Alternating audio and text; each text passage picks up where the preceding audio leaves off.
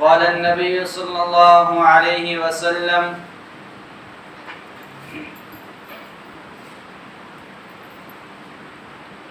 بعثت لأتمم مكارم الأخلاق أو كما قال عليه الصلاة والسلام۔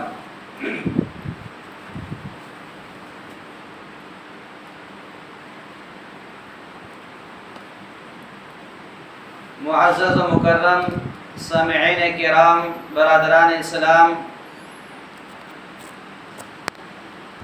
ہم سبھی ابھی نماز جمعہ کے لیے جو تیاری کر کے آئے ہیں، اپنے اپنے گھر سے ہم تیار ہو کے آئے ہیں۔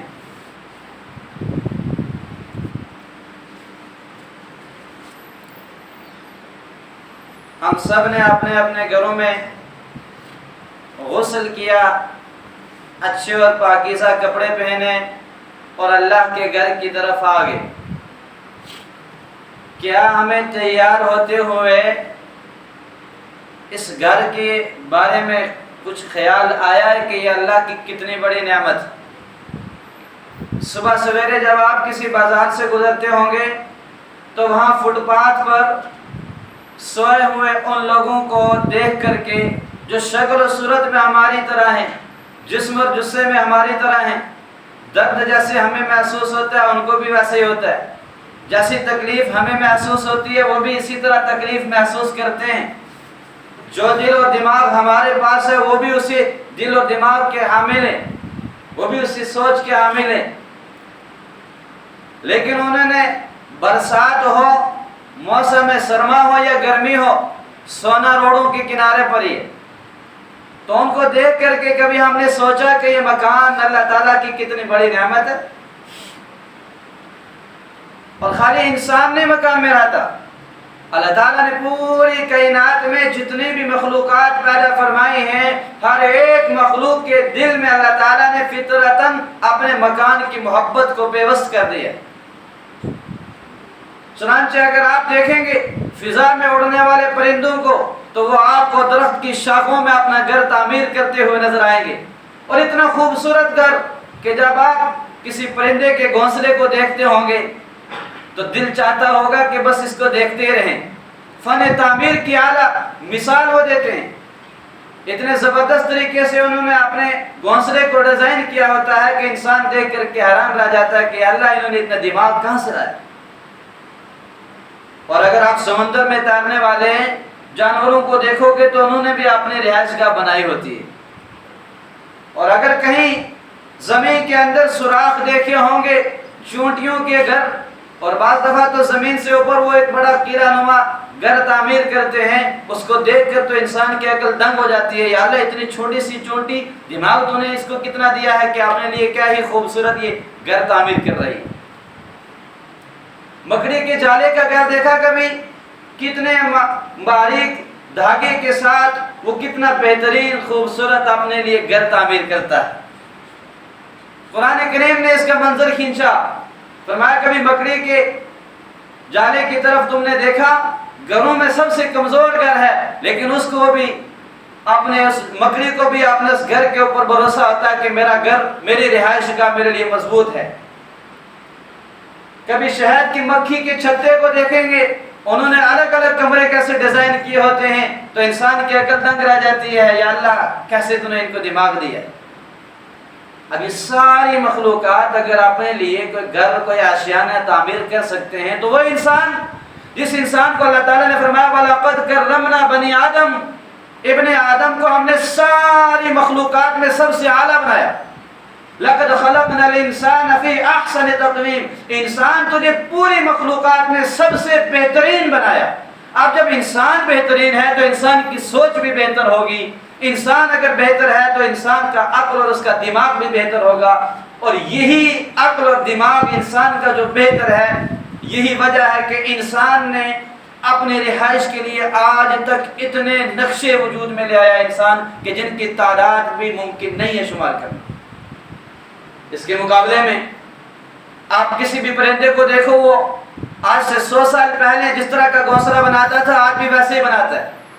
آپ چونٹیوں کو دیکھیں گے، آج سے 200 سال پہلے وہ جیسے گھر تعمیر کرتی تھی آج بھی گھر ان کا ویسا ہی ہوتا ہے۔ اسی ڈیزائن پر وہ گھر اپنا تعمیر کرتے ہیں. لیکن انسان کو دیکھو، اپنی مثال لے لو، دادا کا ڈیزائن کچھ اور ہوتا ہے، بیٹے کا کچھ اور ہوتا ہے، اور آگے پوتے کا ڈیزائن مکان کا کچھ اور ہوتا ہے. اور بعض دفعہ تو پرانے مکان کو توڑ کے نیا بنایا جاتا ہے کہ نئے ڈیزائن میں اس مکان کی اب تعمیر ہوگی، جدید تعمیر ہوگی، جدید ڈیزائن میں. کیوں نہ انسان اس مکان کی تعمیر کرے؟ مکان صرف انسان کے لیے رہائش گاہ نہیں ہے، صرف رہنے کی جگہ نہیں ہے، بلکہ وہ جان، مال، عزت و آبرو کی حفاظت بھی ہے. وہ انسان کا قلعہ ہے، وہ انسان کو پناہ دیتا ہے. تبھی تو نبی رحمت صلی اللہ علیہ وسلم کے بارے میں سعد بن عبادہ، نبی پاک صلی اللہ علیہ وسلم کے پیارے سے صحابی، ایک دعا نقل کرتے ہیں کہ ہمارے پیارے آقا رحمت دو جہاں، تاجدار بطحا، سرکار مدینہ صلی اللہ علیہ وسلم اللہ تعالیٰ سے دعا فرماتے تھے، اللہم اغفر لی ذنبی ووسع لی فی داری وبارک لی فی رزقی. اے میرے مولا، اگر مجھ سے کہیں کوئی خطا ہو جائے تو تم معاف کر دینا. وَوَسِّعْنِي فِي دَارِي، یا اللہ میرے گھر میں کشادگی عطا فرما دے، مجھے کشادہ گھر عطا فرما دے، میرے گھر کی تنگی سے، میرے گھر کی گھٹن سے میری حفاظت فرما. اور ظاہر سی بات ہے جب گھر بڑا ہوگا تو مہمان بھی زیادہ آئیں گے. وَبَارِكْ لِي فِي رِزْقِي، یا اللہ میری روزی میں بھی برکت عطا فرما دے.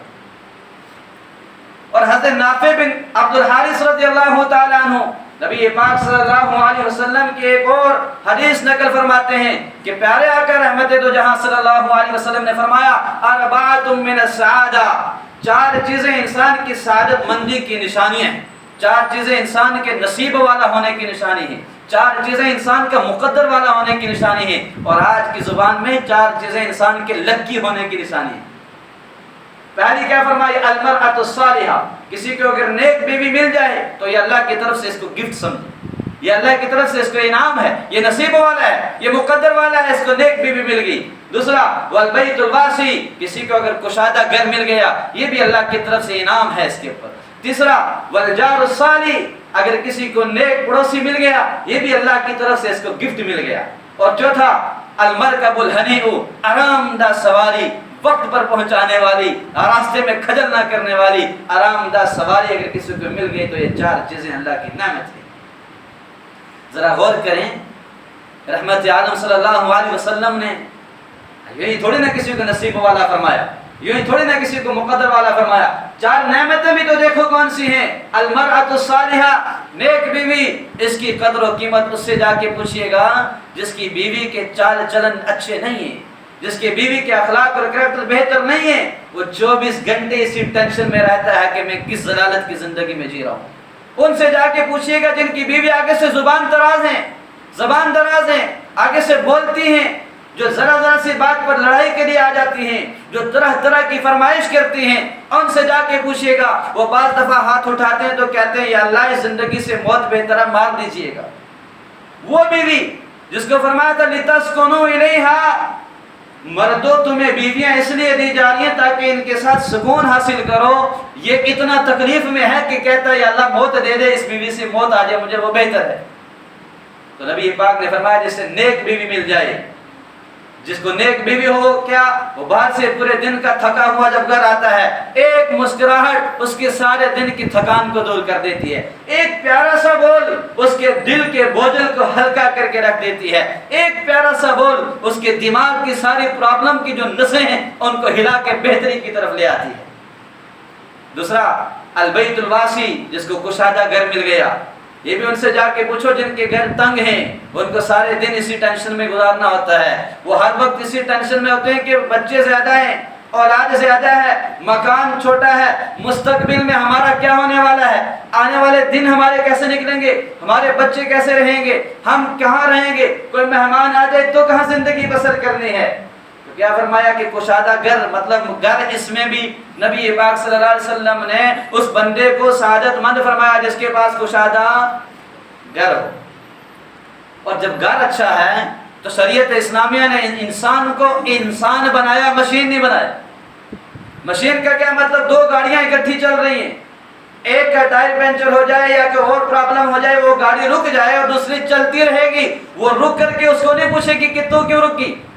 2 موبائل فون آپ سامنے رکھ دیں، ایک کو کوئی پرابلم لاحق ہوگی بند ہو جائے گا، دوسرا چلتا رہے گا، اس کو رک کر کے حال نہیں پوچھے گا. لیکن انسان ایسے ہیں کہ اگر ایک انسان بیمار ہو جائے تو نبی پاک صلی اللہ علیہ وسلم نے فرمایا انما المؤمنون كجسد واحد ان اشتكى عينه اشتكى كله وان اشتكى انفه اشتكى كله وان اشتكى سنه اشتكى كله وان اشتكى اذنه اشتكى كله. فرمایا سارے کے سارے ایمان والے ایک باڈی کی طرح ہیں، ایک جسم کی طرح ہیں. ایک جسم کی طرح کیسے کہ اگر آنکھ میں درد ہو تو سارا جسم تکلیف محسوس کرتا ہے، اگر دانت میں درد ہو تو سارا جسم درد محسوس کرتا ہے، اگر کان میں درد ہو تو سارا جسم درد محسوس کرتا ہے. کیوں؟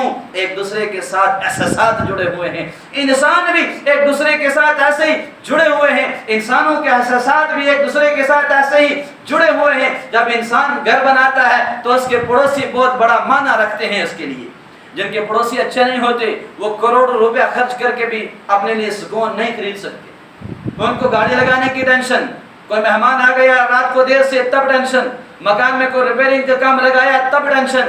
غرض ہے کہ ہر وقت جو ہی وہ گیٹ پر پہنچتے ہیں کوئی نئی ٹینشن ان کا سامنا کرتی نظر آتی ہے، اس لیے کہ پڑوسی خراب ہے. اور نبی پاک صلی اللہ علیہ وسلم نے ایک مرتبہ فرمایا واللہ لا یؤمنو واللہ لا یؤمنو واللہ لا یؤمنو، قسم بخدا مومن نہیں ہے، قسم بخدا مومن نہیں ہے، قسم بخدا مومن نہیں ہے. صحابہ کرام کے ذہنوں میں بھی وہی سوال آیا جو اس وقت آپ حضرات کے اذہان کے اندر دوڑ رہا ہے کہ یا رسول اللہ کون ہے وہ بدبخت جو مومن نہیں ہے؟ تو پیارے آقا صلی اللہ علیہ وسلم نے فرمایا من لا یأمن جارہ بوائقہ، جس کا پڑوسی اس کی شرارتوں سے محفوظ نہیں ہے وہ پکا مومن ہونے کے خواب نہ دیکھے. اور پھر ایک آئینہ دیا نبی پاک صلی اللہ علیہ وسلم نے. جب ہم صبح تیار ہوتے ہیں، ابھی ہم سب تیار ہو کے آئے ہیں، اپنا چہرہ شیشے میں دیکھ کے آئے ہیں، آئینے میں دیکھ کے آئے ہیں کہ بال تو درست ہیں، ٹوپی تو درست ہے، کپڑے تو درست ہیں. نبی پاک صلی اللہ علیہ وسلم نے ایک آئینہ دیا کہ صبح صبح اپنا چہرہ اس میں دیکھ لیا کرو کہ تم مسلمان بھی ہو کہ نہیں ہو. فرمایا المسلم من سلم المسلمون من لسانہ و یدہ، فرمایا مسلمان وہ ہے جس کی زبان سے اس کا پڑوسی محفوظ ہے، جس کے ہاتھ سے اس کا پڑوسی محفوظ ہے، وہ پکا مومن. تو اچھے پڑوسی ہونے کی اسلام میں بہت اہمیت ہے. جب کسی کا پڑوسی بنو تو اچھا پڑوسی بنو. اور چوتھی کیا نعمت ہے؟ المرکب الہنیٰ، آرام دہ سواری. نبی پاک صلی اللہ علیہ وسلم نے سعادت مند فرمایا اس آدمی کو جس کے پاس یہ چار نشانیاں ہو. اگر یہ پچھلا مضمون آپ سمجھ گئے ہیں تو پھر آپ غور فرمائیں کہ گھر کے اسلام شریعت کے اندر کتنی بڑی اہمیت ہے. ہمارے گھر کی جب اتنی بڑی اہمیت ہے کہ نبی پاک سعادت مند فرمائے اس کو جس کے پاس گھر ہو، اور خود نبی پاک اپنے گھر کی وسعت کی دعا فرمائیں. جب گھر کی اتنی بڑی اہمیت ہے تو کیا رحمت عالم صلی اللہ علیہ وسلم نے گھر کے اندر کیسا رہنا ہے یہ سکھایا نہیں؟ کیا نبی پاک صلی اللہ علیہ وسلم نے گھر کے اندر کا دین ہمیں سکھایا نہیں؟ سکھایا سب کچھ ہے، ہم نے حاصل نہیں کیا. جس کا نتیجہ یہ نکلا وہ گھر جس کو مسکن کہتے ہیں، مسکن کا مطلب سکون دینے کی جگہ، وہ گھر آج ہمارے لیے عذاب کی جگہ اور بدترین عذاب کی جگہ بن چکا ہے.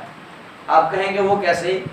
آج ہمیں دفتروں میں سکون آتا ہے، باہر چائے کافی پیتے ہوئے دوستوں کے ساتھ سکون آتا ہے، باہر سیر و تفریح میں ہمیں سکون آتا ہے، ہمیں گھومتے ہوئے سکون آتا ہے، ہمیں رشتہ داروں کے گھر سکون آتا ہے. جو ہی ہم اپنے گھر پہنچتے ہیں تو ہمارا سارا سکون گویا کہ چھن گیا ہے. اس کی کیا وجہ ہے؟ اس کی یہی وجہ ہے کہ ہم نے اس اپنے گھر کو جو جنت کا ٹکڑا تھا، دنیا میں جو ہمارے لیے جنت کا ٹکڑا تھا، اس کو جہنم کا حصہ بنا دیا ہے. صرف اور صرف نبی پاک صلی اللہ علیہ وسلم کی تعلیمات کو چھوڑ کر کے. وہ گھر جس میں بیوی بچے اور ماں باپ اور شوہر اور بیوی آپس میں محبتوں کا ایک گلدستہ بنتے ہیں، وہی گھر ہے. اولاد چاہتی ہے یہ ماں باپ مر کیوں نہیں جاتے؟ ماں باپ دعا کرتے ہیں یا اللہ اس اولاد سے اولاد نہ ہوتی تو میں زیادہ اچھا تھا. اور بیوی دعا کرتی ہے کہ میرا شوہر مرتا کیوں نہیں، اور شوہر دعا کرتا ہے کاش یہ مر جاتی فلاں جگہ شادی کرتا. حالانکہ نبی پاک صلی اللہ علیہ وسلم نے فرمایا اس زمین کے اوپر، دھیان سے سنیے گا حدیث کو، فرمایا اس زمین کے اوپر اور آسمان کے نیچے جیسی محبت میاں بیوی آپس میں کرتے ہیں دوسرا کوئی انسان کوئی جانور کوئی چیز ویسی محبت آپس میں نہیں کرتے ہیں. ماں باپ اولاد سے محبت کرتے ہیں لیکن میاں بیوی کی محبت کا مقابلہ نہیں کر سکتے. استاد شاگرد کے ساتھ محبت کرتے ہیں, میاں بیوی کا مقابلہ نہیں کر سکتے. دوست دوست سے محبت کرتے ہیں, میاں بیوی کا مقابلہ نہیں کر سکتے. آپ نے کبھی غور کیا کہ میاں بیوی کے رشتے کو اللہ تعالیٰ نے من آیات ہی فرمایا کہ میاں بیوی کا جو آپ سے رشتہ ہے یہ میرے خدا ہونے کی نشانی ہے. مجلس نکاح سجتی ہے, میاں بیوی ہوتے ہیں, 1 منٹ پہلے یہ دونوں میاں بیوی آپس میں اجنبی ہیں, ایک دوسرے کو دیکھنا حرام, ایک دوسرے سے بات کرنا حرام, ایک دوسرے کے ساتھ خلوت میں جانا حرام. قبول کے 2 لفظ بولے تو اب صرف بات کرنا جائز نہیں, عبادت بن گئی. اب خلوت میں جانا جائز نہیں, عبادت بن گیا. اتنا بڑا یہ رشتہ ہے. اس رشتے کو آج کہاں سے آگ لگ گئی کہ دونوں ایک بیڈ پہ سوئے ہوتے ہیں. بیوی انتظار کرتی ہے شوہر کب سو جائے میں کسی اور کے ساتھ چیٹ کروں, شوہر انتظار کرتا ہے بیوی کب سو جائے میں کسی اور کے ساتھ, اور بیوی شوہر کے لیے انتظار کرتی ہے یہ کب سو جائے میں کسی اور کے ساتھ چیٹ کروں. سوائے اس کے اور کچھ نہیں ہے کہ ہم نے رسول اللہ سے یہ تو سیکھا کہ نماز جمعہ میں آ کے 2 رکعت کیسے پڑھنی ہے, ہم نے یہ نہیں سیکھا کہ اپنے گھر کے اندر رہنا کیسے ہے. اگر اپنے گھر کو جنت کا ٹکڑا بنانا چاہتے ہیں تو امام مسلم علیہ الرحمہ کی وہ حدیث جو انہوں نے نافع کے ذریعے سے نقل فرمائی ہے کہ لا تجعلوا بيوتكم المقابر فإن الشيطان ينفر من البيت الذي تقرأ فيه سورة البقرة, کہ اپنے گھر کو قبرستان نہ بناؤ, بے شک اس گھر سے شیطان بھاگ جاتا ہے جس گھر میں سورہ بقرہ کی تلاوت کی جائے. قبرستان نہ بنانے کا کیا مطلب کہ جس طرح قبرستان میں سجدہ نہیں ہوتا, کیونکہ سجدہ اگر قبرستان میں کریں گے تو دیکھنے والا سمجھے گا مردے کو سجدہ کر رہے ہیں. قبرستان میں سجدہ کرنے سے منع فرمایا. نبی پاک نے فرمایا جیسے قبرستان میں تم لوگ سجدہ نہیں کرتے تو ہم نے اپنے گھر کو بھی تو قبرستان بنا دیا ہے, وہاں بھی کبھی سجدہ کیا. میں آپ سے پوچھتا ہوں آخری بار کب ہمارے گھر سے قرآن کی آواز آئی تھی؟ آخری بار کب ہم نے اپنے گھر میں بیٹھ کے اللہ کے سامنے ہاتھ پھیلائے تھے؟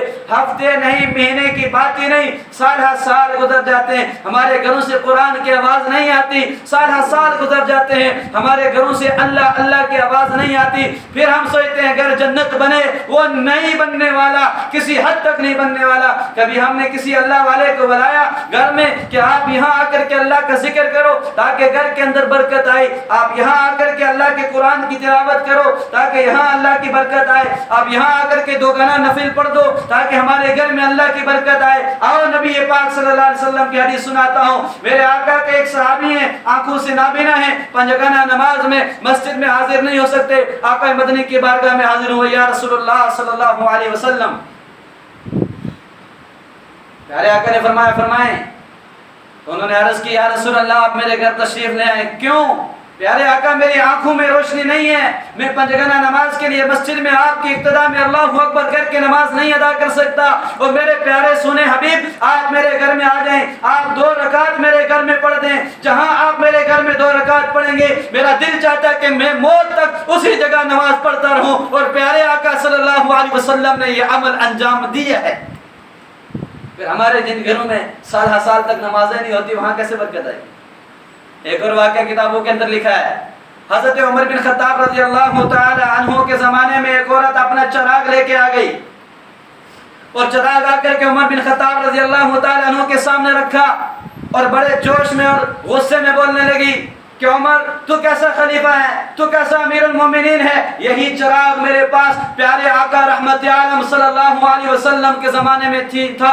میں اس چراغ میں ایک بار تیل بھر دیتی تھی, پورا مہینہ یہ چراغ جلتا تھا. حضرت ابو بکر کے زمانے میں یہی چراغ میرے گھر تھا, سیم دکان سے میں تیل لیتی تھی, میں تیل ڈالتی تھی, پورا مہینہ یہ چراغ نکال دیتا تھا. آج آپ جب سے تخت پہ بیٹھے ہو ایسی نحوست آئی ہے کہ یہی چراغ والا, یہی میرا چراغ ہے, یہی تیل ہے, اتنے ہی وقت میں اس کو جلاتی ہوں, لیکن آج میرا تیل 1 مہینے سے کٹ کے 15 دن پہ آ گیا ہے. اتنی نحوست آپ کے دور میں آئی تو آئی کہاں سے؟ حضرت عمر بن خطاب رضی اللہ تعالیٰ عنہ پریشان ہو گئے, تحقیق فرمائی کہ گھر میں کون کون ہے, بتا فلاں فلاں آدمی ہے, کہ نماز پڑھتے ہیں, کہ پڑھتے ہیں, کہ سودی کاروبار نہیں, کہ نہیں ہے, اور کہاں ایک بات ہے کہ کیا, کہ جب سے میرے گھر کے سامنے ایک دیوار تھی، وہ گر گئی، دوبارہ تعمیر کرنے کے لیے رقم موجود نہیں تھی، اس دیوار پہ ہم نے ایک پردہ لٹکایا ہوا ہے، جب سے دیوار گری ہے میرے تیل کے اندر بے برکتی شروع ہو گئی ہے۔ سنو مسلمانوں، امیر المومنین حضرت عمر بن خطاب رضی اللہ تعالی عنہ نے فرمایا، اے بڑی بی، تیرے گھر کے سامنے جو دیوار گر گئی ہے، اس دیوار کے گرنے کی وجہ سے کسی راہگیر، کسی راستے پر چلنے والے بے نمازی کی نظر تیرے گھر میں پڑ گئی ہے، اس کی نحوست کا یہ عالم ہے۔ جس گھر میں 4 ملازم 5 ملازم وہ بھی روئیں کہ برکت نہیں ہے، تو نماز ایک بھی نہیں پڑھتا تو برکت آنے کہاں سے؟ کبھی گھر کے اندر داخلے سے پہلے سوچا ہے کہ ہمارے پیارے آقا گھر میں کیسے داخل ہوتے تھے؟ حضرت ابو مالک اشعری رضی اللہ تعالیٰ عنہ کی روایت ہے کہ نبی پاک صلی اللہ علیہ وسلم جب اپنے گھر میں داخلہ فرماتے، داخلے سے پہلے پڑھتے، اللہم انی اسألک خیر المولج و خیر المخرج، یا اللہ میں تجھ سے اس گھر میں اچھا داخلہ چاہتا ہوں اور اچھا ایگزٹ چاہتا ہوں، داخلہ بھی اچھا چاہتا ہوں، بعد میں نکلنا بھی ہے، نکلنا بھی اچھا چاہتا ہوں۔ ہم نے کبھی گھر میں داخل ہوتے ہوئے سوچا کہ بہت سارے ایسے لوگ ہیں جو گھر میں داخل تو ہوتے ہیں پھر نکل نہیں سکتے اپنے قدموں پر، پھر اٹھا کے نکالا جاتا ہے، اور بہت سارے ایسے ہیں جو گھر سے نکلتے تو ہیں واپس اپنے قدموں پر چل کے گھر میں نہیں آ سکتے، اٹھا کے گھر میں لایا جاتا ہے۔ یہ نحوست صرف اور صرف اتنی ہے کہ ہم نے پیارے آقا کو چھوڑ دیا۔ حدیث اتنی ختم نہیں ہوتی، اگلی بھی، اللہم انی اسألوک خیر المولج و خیر المخرج بسم اللہ ولجنا، یا اللہ میں تیرے نام سے داخل ہوتا ہوں، و بسم اللہ خرجنا، یا اللہ جب میں اس گھر سے نکلوں گا تو دوبارہ تیرا نام لے کے نکلوں گا، وعلی اللہ ربنا توکلنا، یا اللہ جب میں اس گھر میں آ گیا تو اس کی مضبوط عمارت پر بھروسہ نہیں کرتا، اس کے سریے پہ بھروسہ نہیں کرتا، اس کے پلنتھ پہ بھروسہ نہیں کرتا، اس کے لنٹر پہ بھروسہ نہیں کرتا، اس لیے تو کہ بہت سارے ایسے مضبوط قلعے تھے کہ راتوں کو سوئے، زلزلہ آیا، صبح جب اٹھے نہ مکان بچا نہ مکین بچا۔ بہت سارے مضبوط قلعے ہوتے ہیں، سیلاب آتا ہے، سوئے ہوتے ہیں آرام سے، صبح نہ مکان رہتا ہے نہ مکین رہتا ہے۔ اس لیے پیارے آقا نے سکھایا جب مکان میں چلے جاؤ تو یہ نہ کہو کہ میرا مکان بڑا مضبوط ہے، یہ کہو وعلی اللہ ربنا توکلنا، ہم نے اپنے رب پر ہی بھروسہ کیا اور وہی بھروسے کے قابل ہے۔ میرا وقت پورا ہو گیا، زندگی رہی، پھر کبھی ملاقات ہوئی تو اس گھر میں داخلے کے اور کیا آداب ہیں؟ کبھی سوچا ہے کہ گھر میں اجازت لے کے جاتے ہیں؟ کبھی سوچا ہے کہ گھر میں سلام کر کے جاتے ہیں؟ سلام پر ایک چھوٹی سی حدیث سنا کے اپنی بات کو ختم کرتا ہوں، پھر زندگی رہی، موقع ملا تو انشاءاللہ اسی ٹاپک پر آگے گفتگو کریں گے آپ سے، کیونکہ اکثر و بیشتر آپ سے ملاقات ہوتی رہتی ہے۔ حضرت سہل بن سعد رضی اللہ تعالیٰ عنہ فرماتے ہیں کہ ایک تنگ دست اور لاچار بندہ نبی پاک صلی اللہ علیہ وسلم کی خدمت میں آیا۔ سنو آج کے کروڑ پتی ہو ہیں تو ہم آج کل سب کروڑ پتی، کروڑ نہیں تو لاکھ پتی، ہم میں سے تو مزدور دار بھی لاکھ پتی ہیں، لیکن ٹینشن اور پریشانی ایسی ہے کہ بتا ہی نہیں سکتے، الفاظ بیان کے لیے ہے ہی نہیں۔ حیران رہتے ہیں سن کے کہ گھر میں 4 ملازم، چاروں کے 40-40 50-50 ہزار تنخواہ، پھر بھی پریشان ہے بندہ کہ بے برکتی ہے، پھر بھی بندہ پریشان ہے کہ پیسے نہیں ہیں۔ خدا کے لیے ذرا سوچیں تو سی کتنا پیسہ ہے، گننے بیٹھیں گے تو 1 گھنٹہ لگے گا، تو خرچ کرنے بیٹھیں گے تو 1 دن میں 1 ہفتے میں خرچ۔ ابھی چند دن پہلے ایک نیوز چل رہی تھی کشمیر سے کہ ایک آدمی نے کتنے کروڑوں روپے فضول گیم کھیلنے میں، جوئے میں ہرا دیے۔ اگر اس کو کسی نے فرمان سنایا ہوتا اللہ کے نبی کا کہ جوا حرام ہے تو وہ اس کروڑ روپے سے اپنی زندگی بھی بنا سکتا تھا، اپنے بچوں کی بھی، اپنے نسلوں کو سنا سکتا تھا۔ حضرت سعد بن سعد فرماتے ہیں مجبور آدمی آیا، پیارے آقا بہت بے برکتی ہے، کام کرتا ہوں، تھوڑے سے پیسے آتے ہیں، اس میں مشکل سے 2 وقت کی روٹی نصیب ہوتی ہے، دعا کیجئے گا برکت آ جائے۔ نبی پاک نے فرمایا ایک کام کرنا۔ یا رسول اللہ کیا کام؟ سنیے گا جو ہم نے کبھی کیا ہی نہیں، سب کے لیے نہیں کہہ رہا ہوں لیکن عمومی طور پر اکثر ہمارا حال یہی ہے۔ فرمایا جب گھر میں داخل ہو فَإِذَا تَدْخُلِ الْبَيْتَ جب تو اپنے گھر میں داخل ہو فَسَلِّمْ عَلَىٰ أَهْلِهِمْ تو گھر والوں کو سلام کیجئے گا. پہلا کام فَسَلِّمْ عَلَيْهِمْ گھر والوں کو سلام کیجئے گا. اس کے ساتھ ساتھ وَسَلِّمْ عَلَيَّ اور مجھ پر سلام کیجئے گا. وَتْلُ سُورَةَ الْإِخْلَاص اور سورہ اخلاص کی تلاوت کیجئے گا. فرمایا جب گھر میں داخل ہوتے ہی گھر والوں کو سلام کیجئے اور اگر گھر میں کوئی نہیں السلام علینا وعلی عباد اللہ الصالحین یہ سلام کیجئے گا کہ ہم پر سلامتی ہو, اللہ کے نیک بندوں پر سلامتی ہو, جو سلام ہم نماز میں التحیات کے اندر پڑھتے ہیں. اور اس کے بعد سورہ اخلاص قل هو اللہ احد اللہ الصمد لم یلد ولم یولد ولم یکن له کفوا احد یہ سورت پڑھیے گا.